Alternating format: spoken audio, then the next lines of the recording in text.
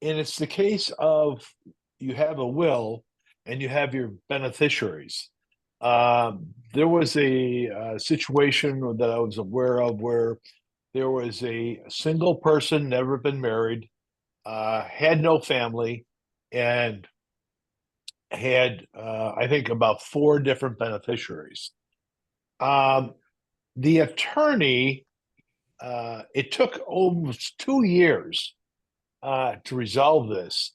And the attorney said there's a law where they have to go out and see if there's any distant cousins of any kind that could possibly contest the will.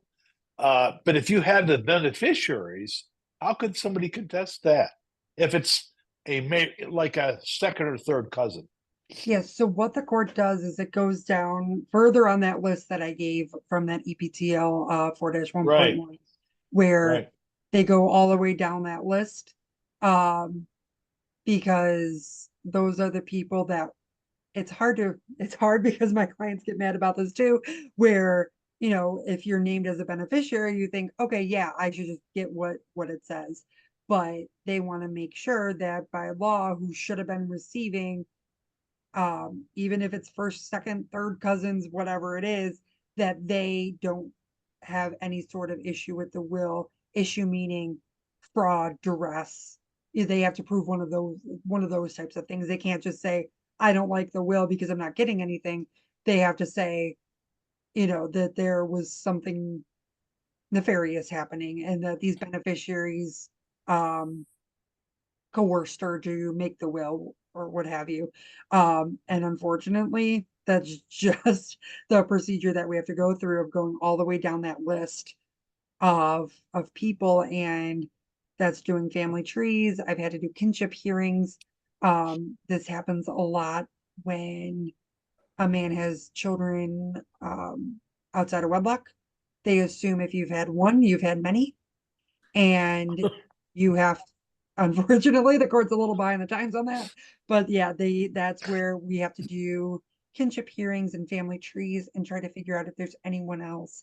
Even if they're not listed in the will, we have to make sure that there's no one else out there in what we call the class that could contest it. And I think it's more the court covering their own behinds than um really thinking that someone's going to come out of the woodwork. It does happen, not often, but yeah, even though you name beneficiaries, especially beneficiaries that are not family members, they're friends, they're charities, the court just wants to make sure that all its ducks are in a row, unfortunately, even that far out. Is there a time limit on that where the courts have or not? No, I wish they did.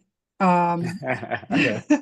I wish All they right. did because that's also something that I hear a lot is, this is taking forever. And on my end, I can't control the court and how long something takes, but every time there's a citation or something to come back to court, the court lets you know about it Yep. about 6 to 8 weeks in advance.